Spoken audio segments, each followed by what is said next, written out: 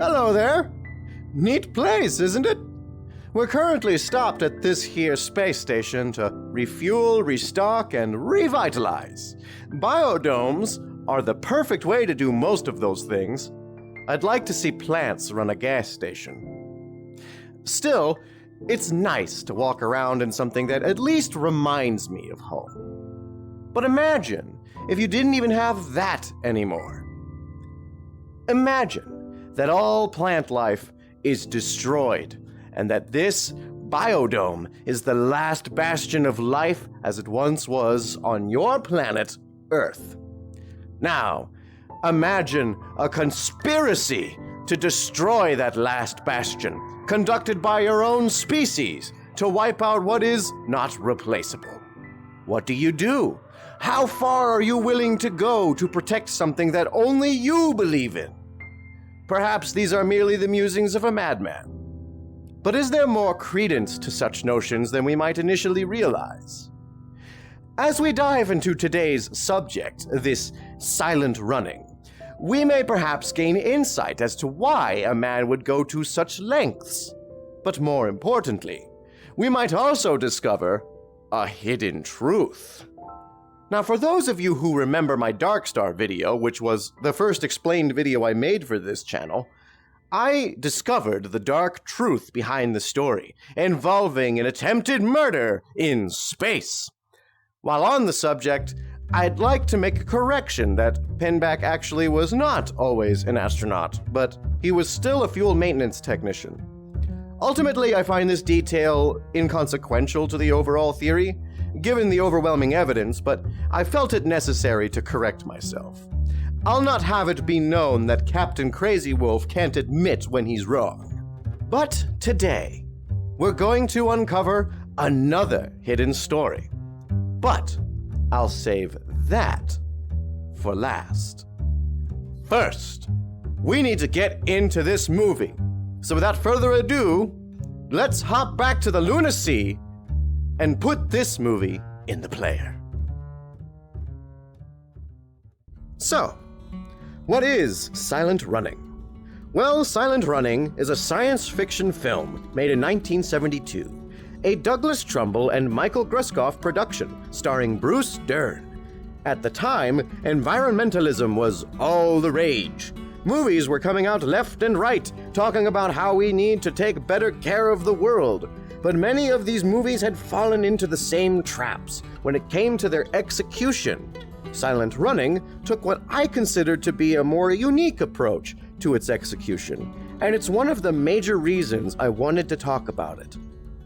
There's also a hidden agenda here that I must confess to. A long time ago, a movie called Avatar by James Cameron was released, and everybody seemed to love it. It was extremely popular and outdid Titanic in the box office, which was also a James Cameron film. Guy is out here breaking his own records.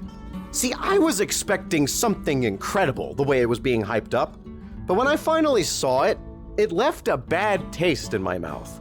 The movie wasn't bad, but its execution harmed its overall message, I think. We'll get more into detail as to why when the time is right, though.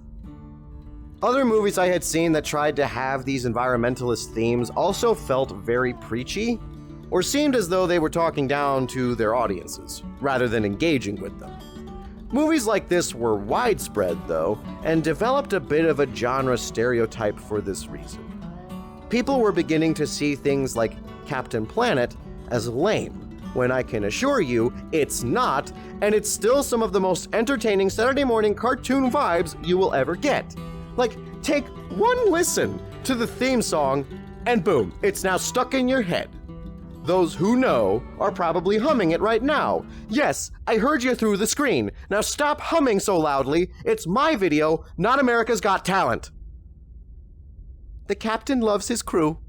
Silent Running tackles environmentalism in a very smart way, though, managing to mostly avoid the typical pitfalls that other movies covering such themes would often fall into.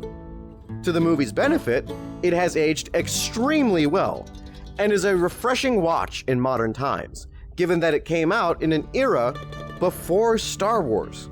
The significance being that most sci-fi films after the release of Star Wars would be influenced by it to some degree.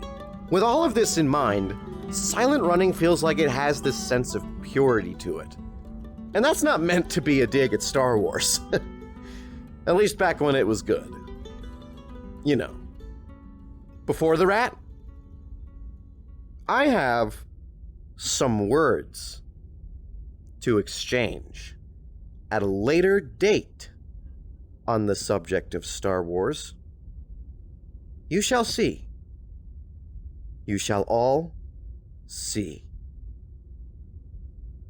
But now I'm getting ahead of myself. Let's rein it back a moment and dive into this movie. Let's all run, but silently.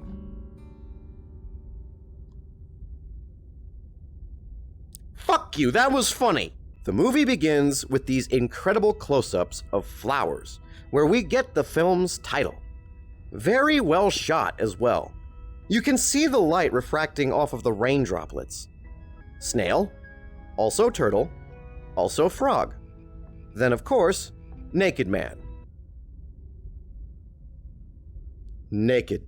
This naked man is our protagonist for today. This is Lowell, a conservationist. After putting his robe on, thank God, he decides to spend some time feeding a rabbit. This establishes Lowell as an empath, who loves nature. We also find that he's in a dome, possibly at night? Of course, if you've been on this channel before, you know that can't be the correct explanation. Lowell waters some plants, enjoying the peace for a moment, before it's interrupted by his crewmates playing Mario Kart but real life.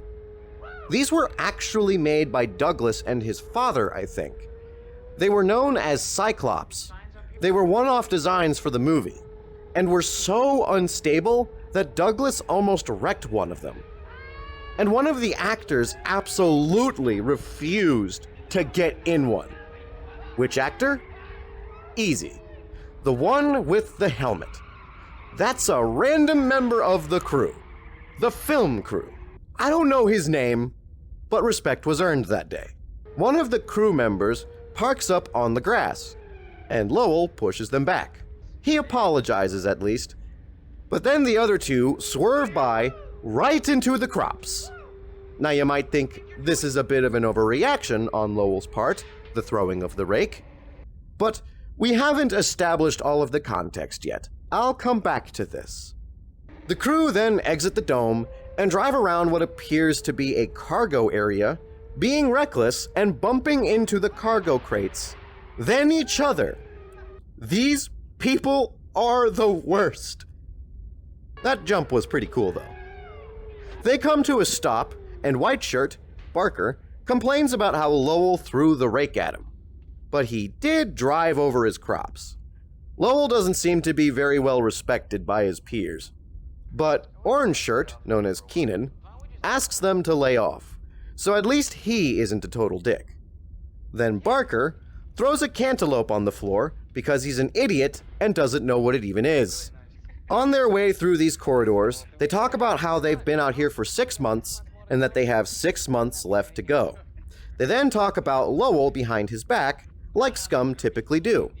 They say that Lowell has been talking about how they're going to refoliate the earth. But they don't seem to care about that.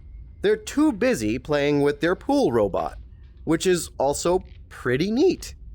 I think it was an actual functioning device, but not as advanced as the movie makes it out to be. We'll get a better look at it later, though. Lowell walks by with some fruit, and Keenan offers a game of poker. Lowell says that he'll play later, and rushes off quickly to take care of his bounty. A window shutter lowers, revealing a starfield, and we get this disembodied speech. On this first day of a new century, we humbly beg forgiveness and dedicate these last forests of our once beautiful nation in the hope that they will one day return and grace our foul earth. Until that day, may God bless these gardens and the brave men who care for them. We're then treated to some spectacular exterior shots of our now established setting. the Valley Forge, an American Airlines cargo ship hauling biodomes full of wonderful green forests. The miniature is really well made and the detailing is mind-blowing. Not to mention how seamless it juxtaposes to these live sets. But now that we have the context, remember when they drove over the crops? So with that backstory now established, Barker and his friend Wolf drove over what are essentially their main purpose for being out here. You deserve worse than a rake. You deserve to be fired. We also get to see one of the drones doing some work on the exterior of the ship. I love these guys. More on them later, though. Actually, looking at the ship from far away, they kind of look like... Oh no. Oh no!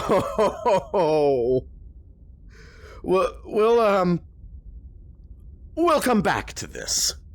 Inside the ship, Lowell is playing that game of poker with Wolf, Barker, and Canine. I mean Keenan. Fuck it. He might as well be Canine. Rounds off the other two names pretty well. Can we get some fan art of these characters as furries? I feel like I need this now. Well, Lowell wins, and the others talk about how they're tired of waiting on the transmission from Earth. Lowell encourages them all to wait, though, as he...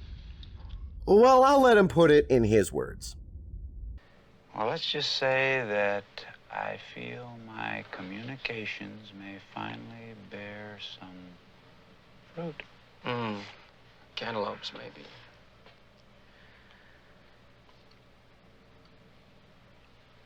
I'll let that witticism slide by.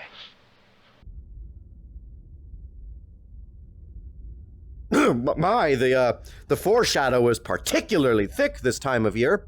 So Lowell, while being an empath, is also scary as hell to work with, apparently, and feels the need to lambaste Barker about how he's the best candidate to become chairman of the park system back on Earth once they reestablish it. After all, he's been out here for 8 years rather than 6 months. And by the sounds of things, those forests mean everything to him. But everyone is convinced that the incoming transmission will announce cutbacks instead. Lowell doesn't buy that, though, believing that they would never do something like that after this length of time. But you can read it in his face. He denies it, but he knows that they're right. In the control room, they contact one of the other ships, the Berkshire. It patches them in with a communication from Commander Anderson. It goes something like this. This is Anderson speaking. Boys, I have to make an announcement. We have just received orders to abandon and nuclear destruct all the forests and return our ships to commercial service. Oh. Well, that's unfortunate. Why is that? I've received no explanation. Ah, naturally. I'll remember that answer. God have mercy on us all. This is it! We're going home! So everyone is ecstatic over this terrible news, except for Lowell. Lowell is letting the dark thoughts in. You know, I'm sorry. Makes sense, you know? Oh, does it? Does it make sense, though? Everyone feels a little sorry for Lowell, but they ultimately don't give a shit and are too excited about the prospect of going home. Lowell looks like he's about to cry, so he goes to the one place of solace he's held on to dearly for the last 8 years of his life. There's a beautiful song that plays in this part of the movie, but unfortunately, this being a Universal production, I'm already treading hollow ground here, so I'll be supplementing it with some royalty-free mumbo-jumbo that sorta matches the tone. Lowell admires the beauty of nature when a falcon digs his talons right into Lowell's arm. Lowell is a manly man, however, and doesn't even flinch, because he and the falcon are bros. This part of the movie is mostly Lowell having a moment of introspection, as he's found himself at a bit of a crossroads. He's the only one who sees any value in this place. And no matter his pleas, nobody will listen to him. He does what he always does when he needs clarity, and visits the forest. But the thought that this incredible place is about to be destroyed is overwhelming, and Lowell can't shake it. Most importantly, though, I just noticed that they are now orbiting Saturn. While this is a beautiful scene, I'm afraid I have to cut it short to point out how dumb this is. So, to summarize what we know so far, the mission of these cargo ships is to take care of the forests. That was established as the primary objective for this mission. Not only are the crew members driving these ridiculous go-karts over the crops they're supposed to protect, but consider, for a moment, that forests are made up of many plants. Now, let's go over what plants need to survive. They need, carbon dioxide, which they exchange for air, and we got that. They need water, which we got that as well. And they also need sunlight. So, let me make sure I got this straight. Your plan to preserve the forests, which are made up of many plants, as we established earlier, is to put them in a spaceship and blast them all off to Saturn, which, I should point out, is further away from the fucking sun! What?!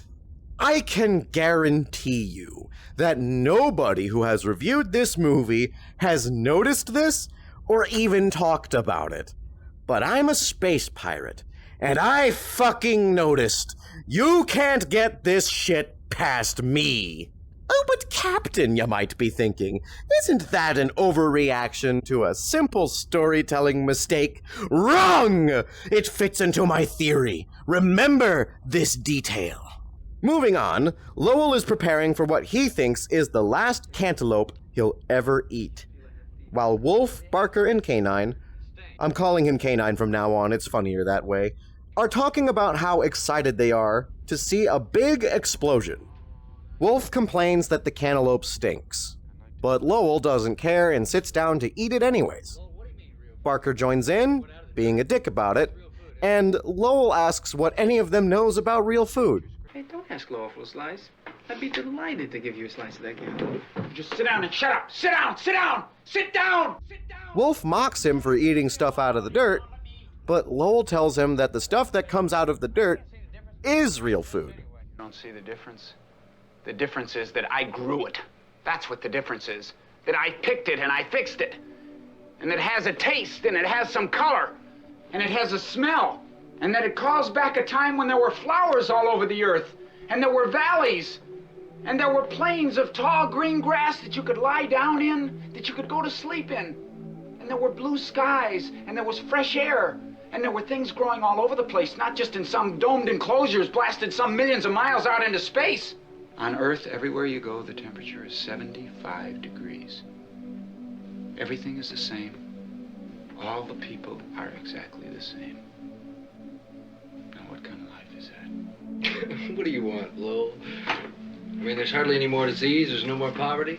Nobody's out of a job. That's right. Every time we have the argument, you say the same thing to me. You give me the same three answers all the time. The same thing, well, everybody has a job. That's always the last one. But you know what else there is no more of, my friend? There is no more beauty. And there's no more imagination. And there are no frontiers left to conquer. And you know why? Only one reason why. One reason why. The same attitude that you three guys are giving me right here in this room today. And that is, nobody cares. Look on the wall behind you. Look at that little girl's face. I know you've seen it. But you know what she's never going to be able to see? She's never going to be able to see the simple wonder of a leaf in her hand. Because there's not going to be any trees. What do you think about that? Damn, Lowell. Now that's a fucking mood. So they ultimately don't care, except for Canine, who feels a little bad about it, but still goes along with the orders. Out in one of the domes, Barker eats shit and scrapes his hand, because he's a weak little bitch. They tell him to go see Lowell about it, so he does. We then get more serial killer vibes from Lowell.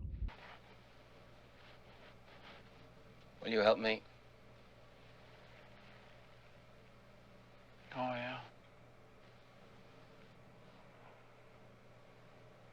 What are you doing? Nothing. Lowell gets up and they head to the medbay. He sits up on the chair, and they get a message stating that they will be commencing safe distancing maneuver in 5 minutes. Also, this exterior shot is what I was waiting for, so now we stop the movie again to bring you a hilarious but interesting fact that not many people know of. The Valley Forge was designed for silent running, but silent running is also a universal picture.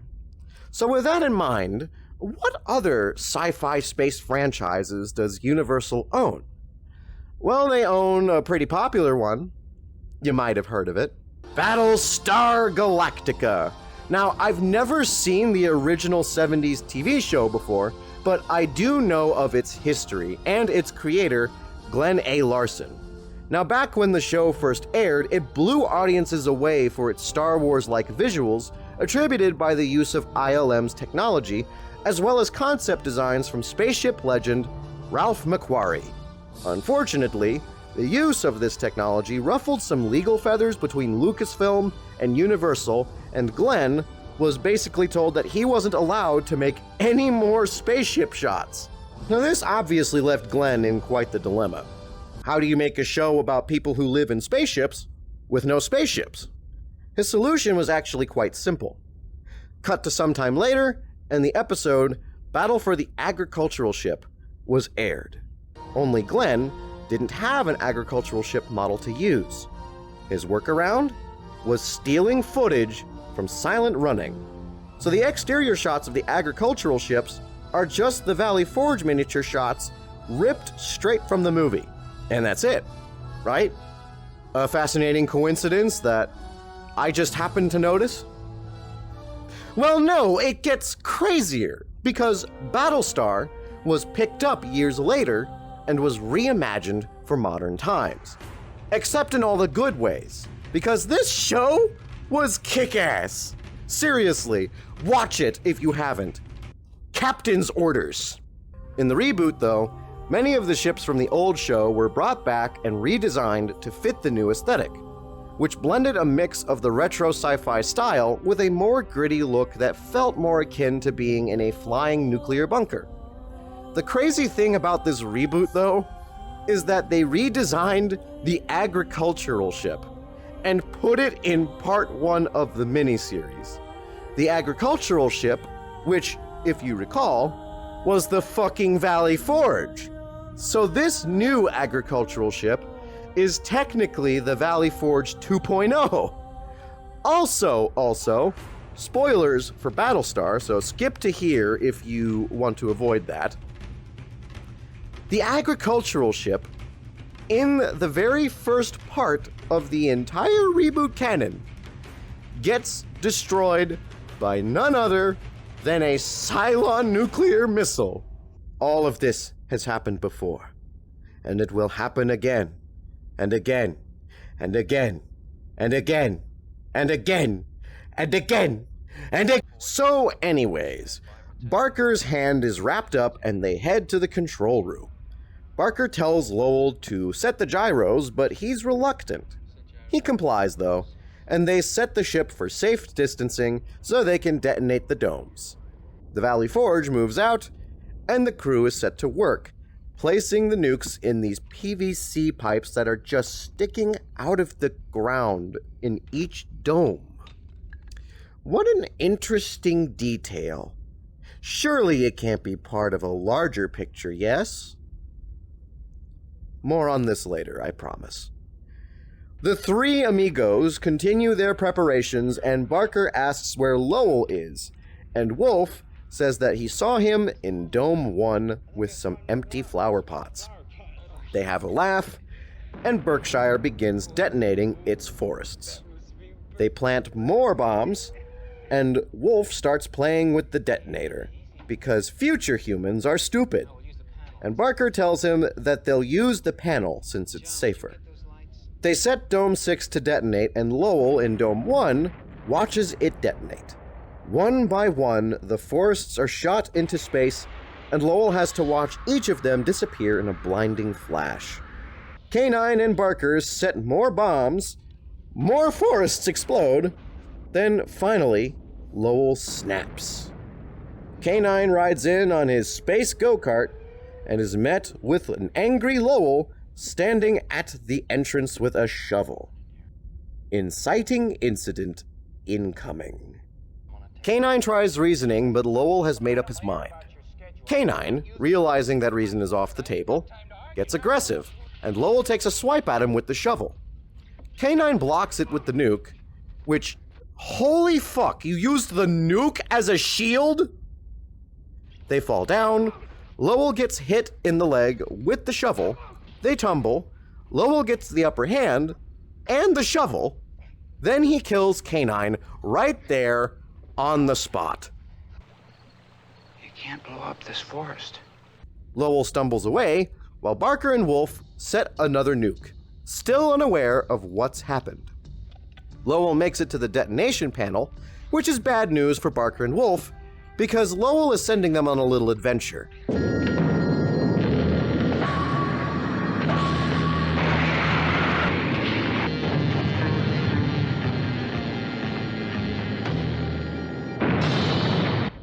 They explode, and Lowell is now the only surviving member of the Valley Forge, with only a single dome left to defend.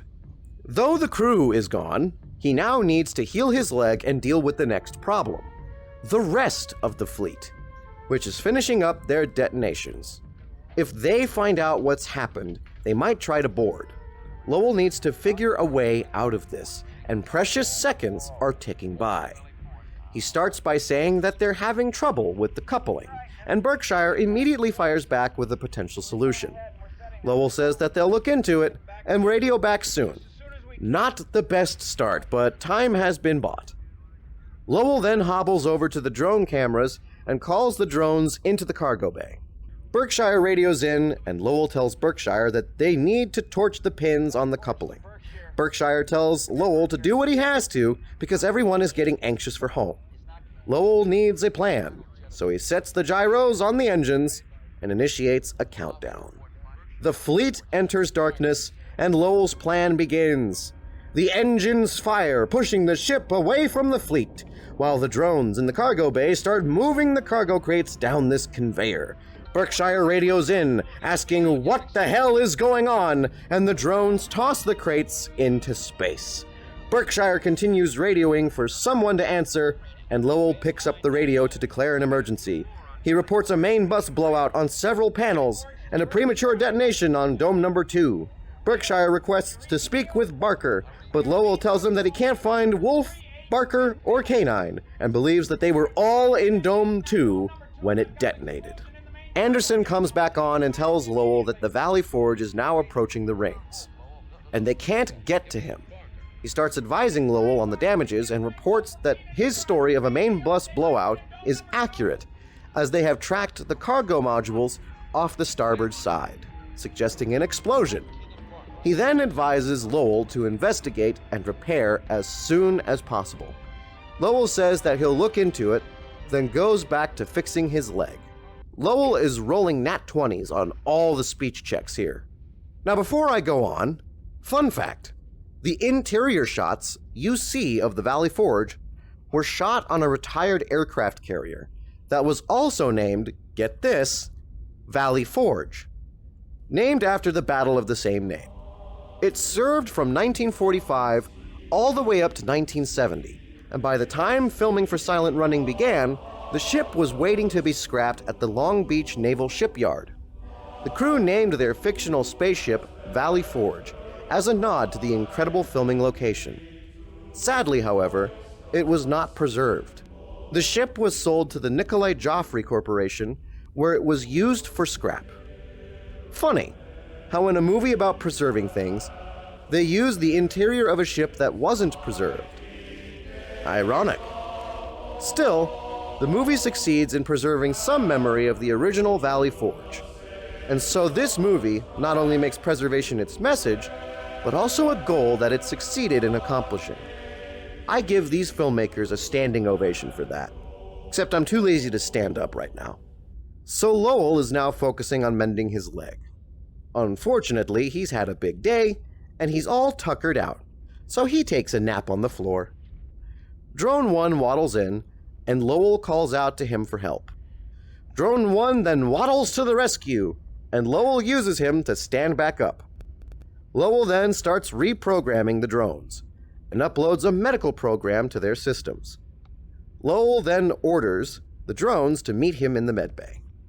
In the medbay, Lowell assigns the programs to the drones, and they begin their assigned tasks to complete the operation. They cut off part of his jumpsuit, and Lowell makes these big, holy shit eyes. But maybe it's warranted here? In reality, though, those saws they use to cut casts off people's arms are designed in such a way that they can cut through the casting material, but not the skin. So if you have a cast that's going to come off and you see them pull out a big scary saw, I promise you, it's harmless. The operation is a success, and Lowell contacts Anderson again, and says that he can't get anywhere near the main bus duct, as everything is just too terribly torn up down there. Anderson then starts trying to find the easy way of saying that Lowell is basically screwed, and suggests for some messed up reason that Lowell should off himself. But Lowell says, nah, I'm not in the mood to hit the suicide booth today. And Anderson says, fine, we'll send a search party the long way around. But finding him won't be easy. Needle in a haystack. Lowell doesn't mind this, however.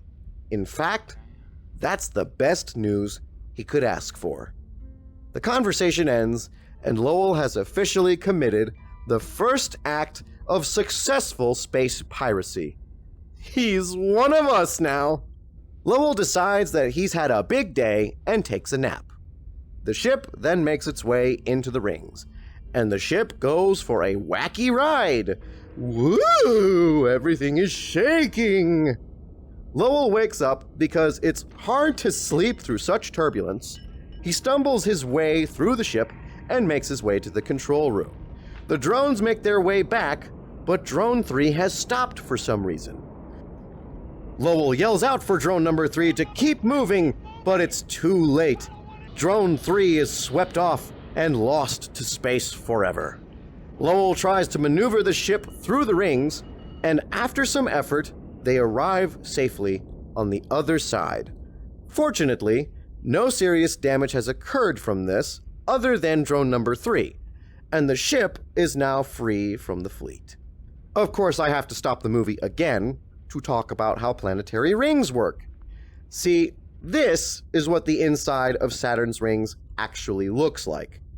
Tons of tiny asteroids that can easily shred any spacecraft dumb enough to fly through them. Lowell should be dead. But let's just move on. Lowell wakes up to see that the drones have helped to tidy up his room. He washes up, but remembers that he still hasn't done anything about K9, whose body is still in the dome. Lowell sends the drones in to dig a hole and place K9 in it. He then asks the drones to wait a moment so that he can say something. I would like to be able to say a prayer, but I don't know how to say it. Wolf and Barker and Keenan, they weren't exactly my friends, but I did like them. And I don't think that I'll ever be able to excuse what it is that I did, but I had to do it. And I guess that's all that I have to say.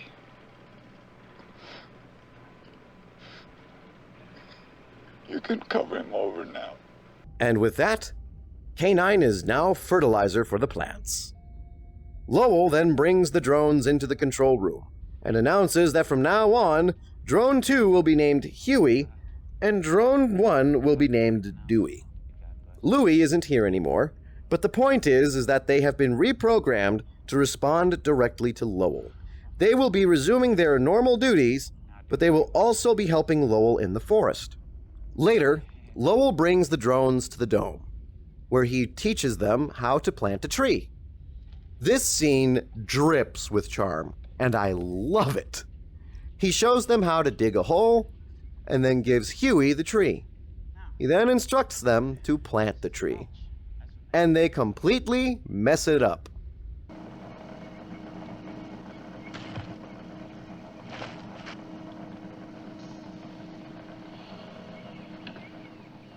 Oh, it's pitiful. Pitiful. That's exactly the opposite of what it's supposed to be. We then get another awesome song as the drones go on about their work and Lowell finds his groove again, working on preserving the forests. We also get to see the conservation pledge that Lowell still believes in. He then falls asleep after another busy day. Later, Lowell finds himself outside and notices the drones looking at the foot of Drone 3. Lowell tells them that he understands that they're sad about Louie, but he got careless, and this is what happens when you get careless. He's not wrong. Getting careless in space gets you killed. Lowell finds the Earth using a telescope in the dome, and then he takes the go-kart out for a spin. He can drive fast in that thing, but can Lowell drive away from the guilt? He knocks over a cargo crate full of dirt and decides he's done driving for the day. He enjoys an apple and walks around the Valley Forge, contemplating the loss of his crew, and finding solace in the forest again, where he catches up with his bro, the Falcon. Thank God Falcon survived. Lowell plays with that pool arm from earlier, and now that we can get a good look at it, I feel like this is another machine made by Douglas for the movie. Most movies would make this a puppet, but some people are engineers. Lowell then comes to the realization that he's bored. The worst! Take a tip from Smokey that there's nothing like a tree. Oh, they're great for kids to climb in and they're beautiful to see.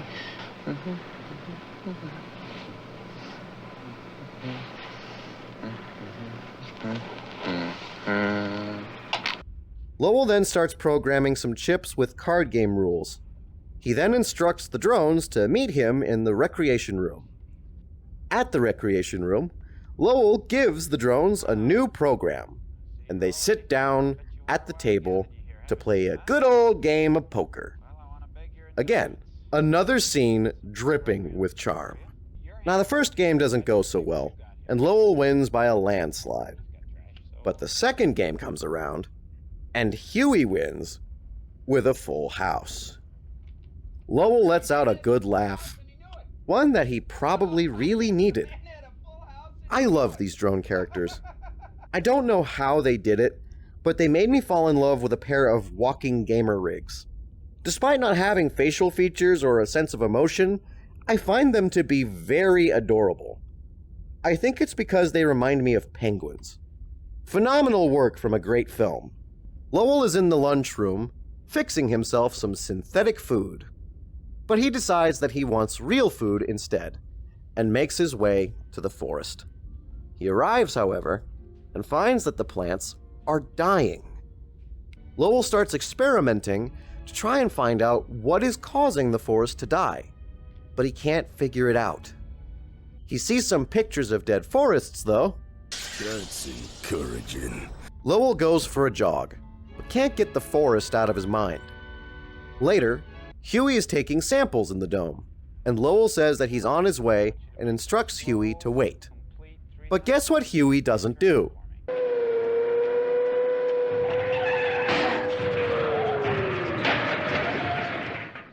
So Lowell gets to work trying to fix Huey, but unfortunately, Lowell isn't a robotics engineer and can't repair him fully. He does try his best, though, and the scene really shows the empathetic side of Lowell. Despite being machines, Lowell cares for them as if they're people, and that speaks a lot to who Lowell is as a character. Lowell asks Dewey to pick up a socket wrench for him, but Dewey refuses to leave. Rather than get upset at Dewey, Lowell nods and says that he understands. He wraps up the repairs after trying his best, and while Huey isn't fully operational, he's at least functioning. Lowell can't find a solution to the dying forest, and time is running out. To make matters worse, a transmission has come in through the radio. Berkshire has found them. Lowell heads to the control room and can't believe they even bothered to search for him in the first place. But Anderson assures that they weren't willing to let him go without at least trying to rescue him. Anderson then tells Lowell that he needs to jettison the dome. However, because there's no sunlight, it would be safer to not detonate it. That's when it hits Lowell. The forest needs sunlight. You know, that thing that plants need. What kind of botanist forgets that plants need sunlight, Lowell? I guess I can forgive it. Lowell has a lot on his mind. Anderson says to prepare for rendezvous in 6 hours, but that's more than enough time for Lowell to save the forest. He brings in some cargo crates and pulls out what appears to be UV lamps. He plants them all over the dome and activates them, lighting the place up like Christmas. It's pretty, but then Lowell sits with the drones and addresses Dewey. Dewey, I've taught you everything that I know about taking care of the forest here. And, that's all that you have to do from now on, is just maintain the forest. Now, these lights here will do the job that the sun would do. They'll help revive everything.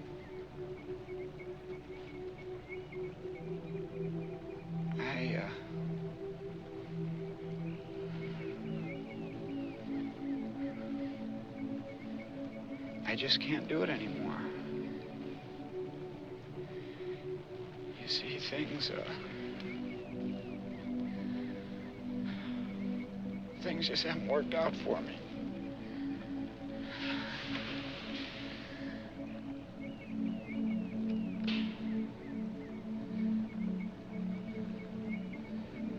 Take care of yourself, Dewey. After saying goodbye, Lowell takes Huey back to the ship since he's no longer working well enough to help Dewey. Then, he jettisons the dome along with Dewey. Lowell then arms all of the remaining nukes. You know, when I was a kid, I put a note into a bottle, and it had my name and address on it. And then I threw the bottle into the ocean. And I never knew if anybody ever found it. The music then plays like a death march. Lowell arms the nukes, pulls out the detonator, remembers his crew one final time, and shares his final moment with Huey. The camera pans out, and finally,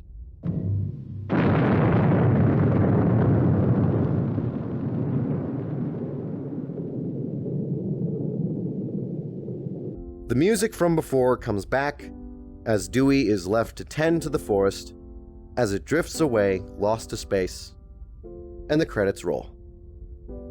Yep, that's how it ends. Not the happy ending you wanted, but you can't deny that there is something powerful about that shot of the dome drifting away. And I think that's attributed to just how much time we got to spend in the forest, only for it to now drift away, possibly to never be found again. And that was Silent Running. My thoughts? It's a fantastic movie. It executes its story very well and avoids getting preachy where and when it can. Albeit Lowell has a bit of a rant earlier, it felt more like a passionate speech than a preachy one. And a lot of that is credited to Bruce Dern's spectacular performance as Lowell. To circle back to Avatar for a moment, the main gripe I had with that movie was the execution harming the overall theme. Avatar wants to be an environmentalist film with a message about protecting the environment. However, the movie also wants to be about anti-colonialism. That's fine, and you can have both messages in your movie, but Avatar's weakness is its failure to draw a clear line between both of these topics. Instead, it treats the two subjects as one and the same. This makes the initial argument of protect the environment sound a little disingenuous. Colonialism is evil! Okay, not that I don't agree with you, but why? I mean, you gotta provide the why to go with it. Look, all I'm saying is that we gotta protect the environment.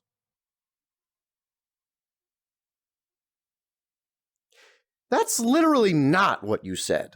Silent running avoids this pitfall, however. It's able to remain focused on its main subject from beginning to end, and rather than preach at its audience, it chose to show us what it wanted to say, and by the time we got to that final shot, it's sad, but well earned. Anyways, though, I'll see you guys in the next video. Is what I would say if we didn't have that hidden story to uncover. Almost forgot. I didn't. I've been waiting patiently for this part. Ready? Let's dive back in. So, to summarize, the mission of the Valley Forge upon launch was to preserve the last remaining forests in existence. To do this, they elected to construct biodomes, and given the lack of plant life on Earth, these domes would have to have been built specifically for this mission, meaning that these domes weren't constructed until the mission began. Upon launch of the spacecraft, they elect to preserve the forests by moving them further away from the sun, all the way out to Saturn for some reason. The Valley Forge is equipped with all the needed technology to care for the forests, including domes, which can be jettisoned on command, working water, and of course, nuclear fucking bombs. Now, what kind of conservationist ship needs nukes? I get these are cargo ships, but even then, why do you need them? Let alone this many?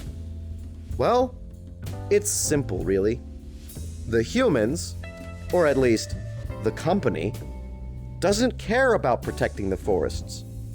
The primary mission was always to destroy the forests. So, why go through the effort of pretending otherwise? Well, let's go back to the beginning.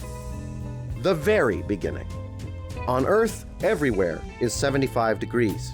There's no more poverty, sickness is at an all-time low, and everyone is buying stuff that has been artificially produced. Like the processed food cubes we saw earlier. Everything is artificial, meaning that it all comes from a corporate entity that had the capability and capacity to manufacture these things. So to summarize, Earth is a civilization that thrives on artificially made necessities right down to the food they eat. A corporation is most likely in charge of these things, and that means they have a profit incentive. I mean, we have food cubes. Who needs anything else, right? Well, then you have the last forests on Earth. Places where things like cantaloupes can grow. Obviously, companies will see resources like that out in public and want to do something about it. But humans are sentimental and are not going to be willing to let go of the forests. Unless they had to. So, let's recall a particular line where Lowell mentions what he calls the parks system. I'm led to imagine this is something like the domes, but within this new Earth civilization. Let's say that a company assigns someone to, I don't know, sabotage this system. That would necessitate moving these forests off-world until the system can be repaired. Now, supporters of the forests, like Lowell, would see this as necessary, and perhaps even assist in the efforts to preserve them. Lowell has been with the project since the beginning, and has been out in space taking care of these forests for 8 years. There are some interesting things to note, however, and I will question all of them.